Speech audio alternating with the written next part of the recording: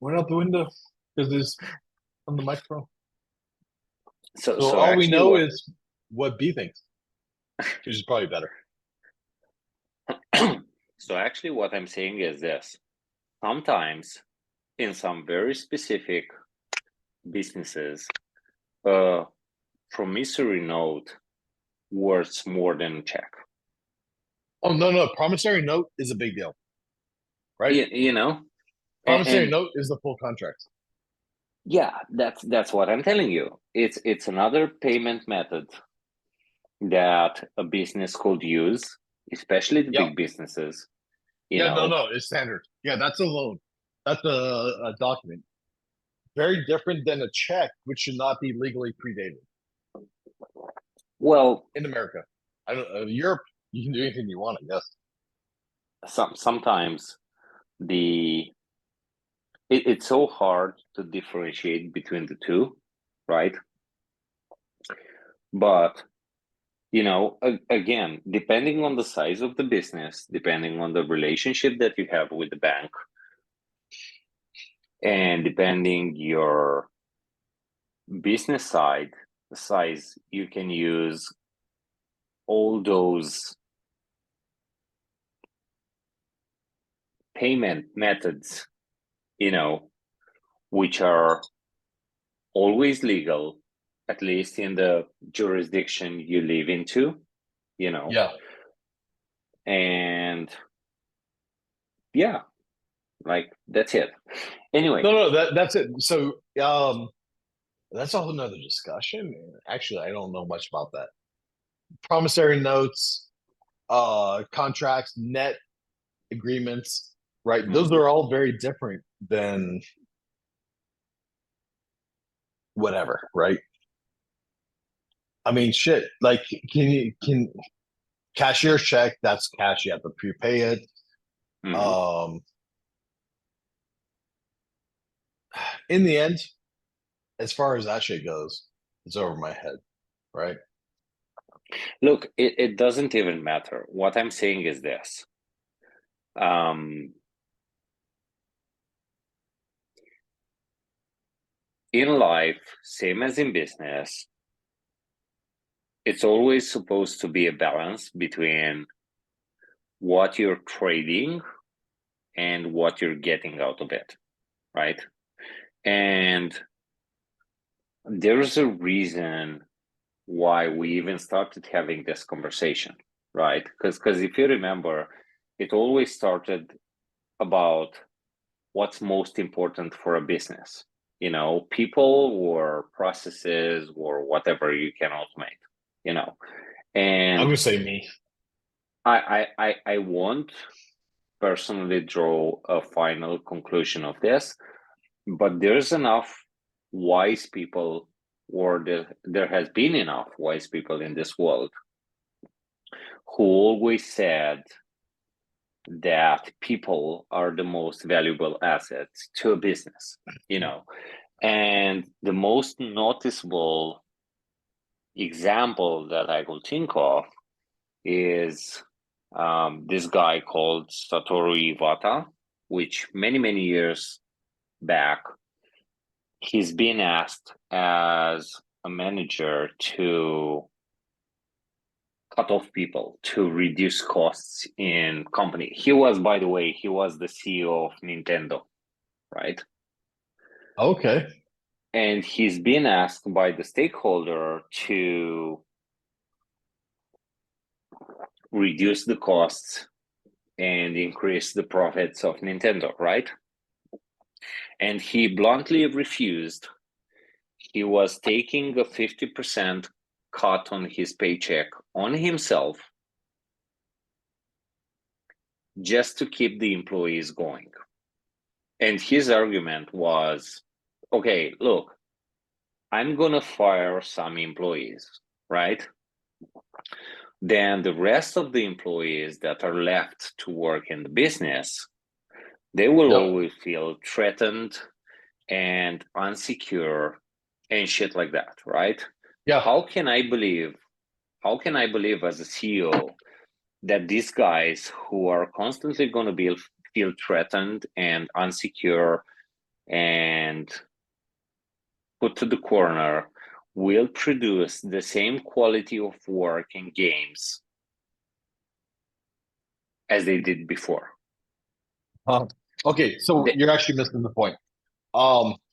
He was he produced manufacturing economies and scale where there wasn't a maximization of utilization of talent, and by creating maximizing efficiency, he found that what happened is it's best to have 60 to 70% utilization of workforce, which kind of flew in the face of 100% maximization. Which so because having people frequently not doing anything but not tormenting bottlenecks created increased productivity through the whole process. And if you fired the people to maximize productivity, what you did is destroy the morale of the company, and thus you end up further back than you were before. Different than what we're talking about. See, that's the fine line. Are you really maximizing? Yeah, there's always a fine line. Are you really maximizing the productivity, or are you really just maximizing the profits? Oh, I am a fan of maximizing profits. No. I'm not talking which side we take. Take a side. Right. What's more important, the dollar or making people look busy?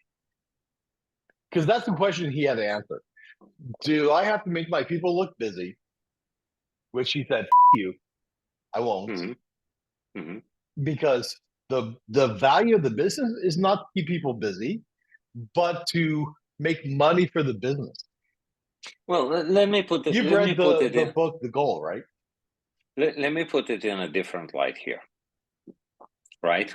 I didn't read the book, by the way, but anyway, that might be the reason why Nintendo still exists on the gaming market. Probably. And why they didn't fail yet, right? And sometimes, regardless of the processes, regardless of the loose vision or something like that, yep, you have to understand that as a manager, as a CEO, your sole purpose is to empower your people and to make the best out of it, right? Yeah. Even if you're going to get this to extremes, I could easily ask, assuming you're the CEO of a business, right? Yep. And that business has stakeholders and shit like that, right? Yes. What's potentially most important to you? Knowing that for the next 3 to 5 years, you maximize the revenue of the stakeholders, or knowing that 10 years from now, you're still going to be in business?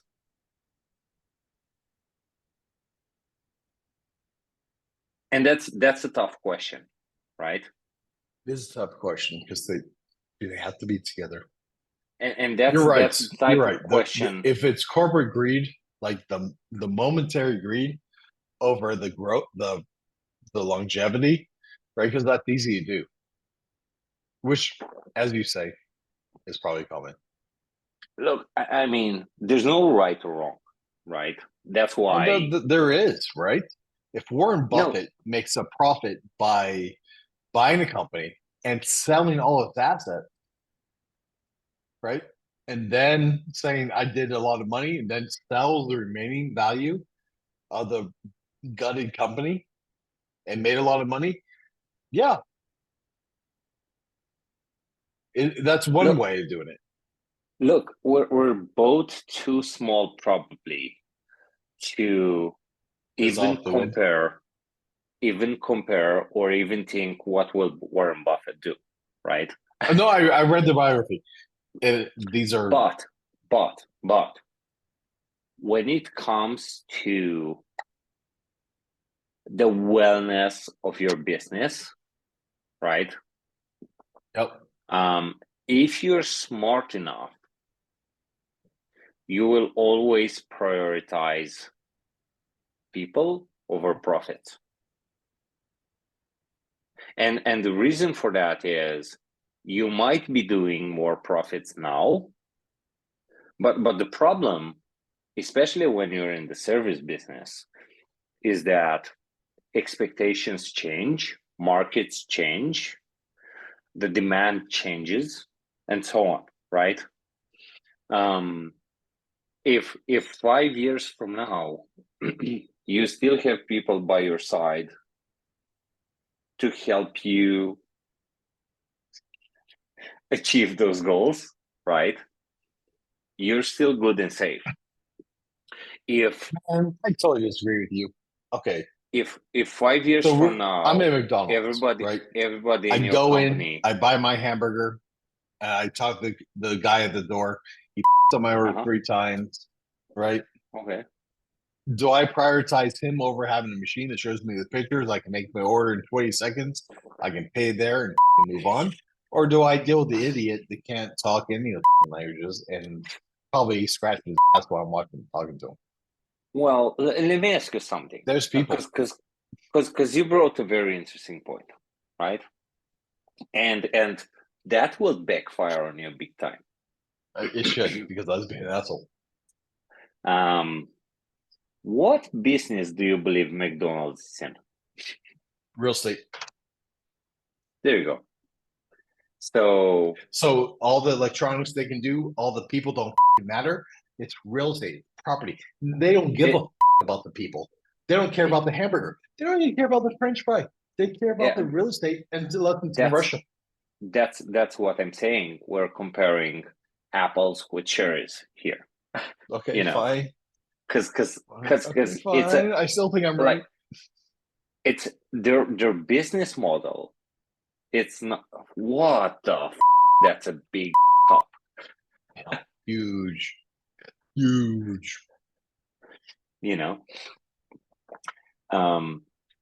Okay, fine. Walmart, the guy Best Buy, electronics.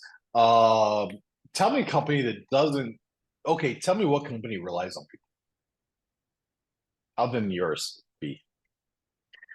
Well, I'm not necessarily qualified to give it that example, but I'll tell you a story. Okay. Right? I hope it's not about a donkey and a monkey in the desert. Did you ever heard about the Toyota way? Yes. Okay. So the whole fuck up. I may have different perspective on you.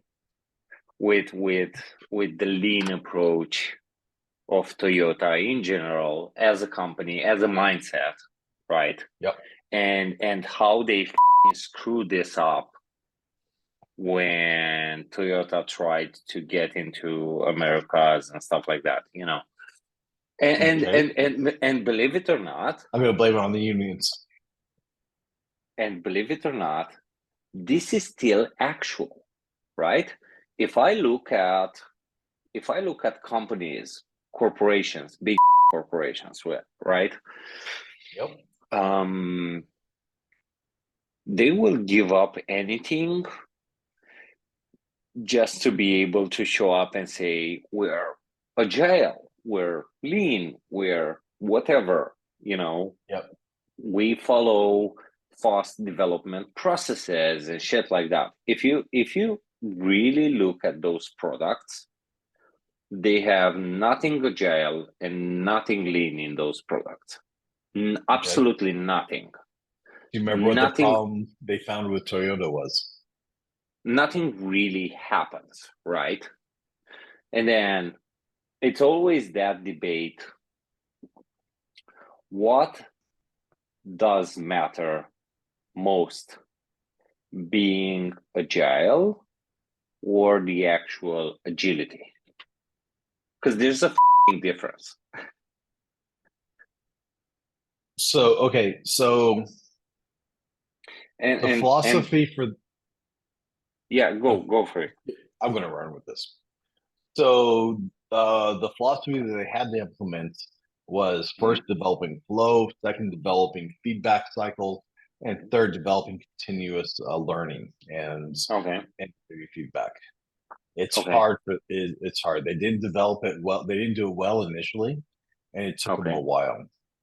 What the Okay. problem was is they were getting a lot of feedback, but they're getting resistance because they didn't Hmm. want to create that learning loop, which was hard for Okay. them to do because it kind of really shunned at the value of productivity. It was internationally, it was hard to develop at that time. It Okay. still is to So. stop the whole production and have the whole team learn from the mistakes. They found that uh if you make the learning loop to be Hmm. hundreds and thousands of times per week, that it Hmm. actually increases it, though it's counterproductive. Part of it came from not learning how to distribute that thought into productive learning environments, Okay. and that was a hard Look, thing to do. look, I'm not gonna, again, I'm not gonna take any sides on this, Yeah, but you are. I will ask you this. How many examples can you count out of your mind or whatever, right? Of companies that have been successfully scaling up Mm-hmm. because they implemented Agile Well, or Lean or whatever, right? it doesn't How work by many? itself. There you go. You Three, know, 5, 10, because 1%, 2%. And it's not in that they do it, they fall upon the whole cycle. look, in my experience, and I've been working with businesses from small businesses to huge corporations, right? All of them, they always mentioned agile working environment. It's a key word they don't understand. It's beautiful. Bear with me for a second, right? And lean and adaptive and all these buzzwords, right? Buzzwords, yep. But when it came down to actually talking business, actually talking to stakeholders, actually trying to assess the kind of impact that this could have over their businesses, they all said without a hesitation that I hate Agile. I hate this or that. You know, it might be parts of the process. It might be things that they fail to implement or whatever. You know, their take wasn't about either this or that. It Yep. was about the whole freaking thing. And if you think about it, if you boil this down to corporations and stuff like that, Mm-hmm. it couldn't even freaking work. Because you're not the type of company when all you care is about managing risk, right? Yep. And taking calculated decisions and, you know, having as little liability as possible towards you.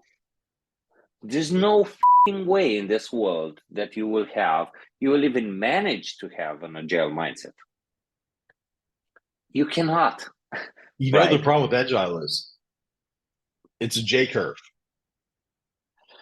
Well, that doesn't So if matter, you're you know. no, it does, right? So if you're a CEO and you know, like you are there by quarter or by year, and most of them by quarter, right? How many CEOs have been fired within 90 to 180 days, right?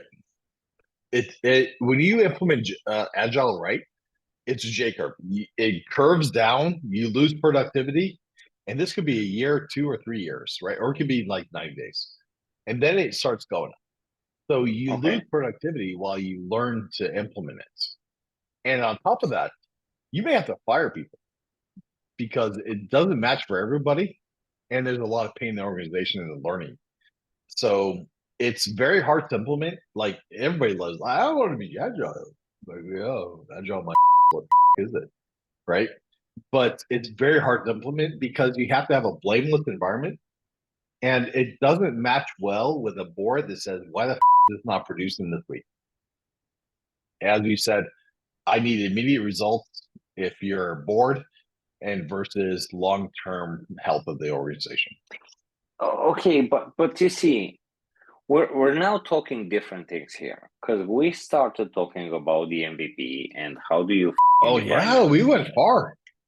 define an MVP and stuff like Yeah, that. what's an MVP, by the way? Which is pretty much reserved to the companies that are just starting up, right? And that they're trying to build a product. They're trying to figure out a product to at least achieve or at least prove that they can achieve a part of the market fit that they're hoping for, right? Yep. And then we move down to corporations and Agile and whether the people are more important than processes and shit like that, you know? Well, you said people are important. I didn't.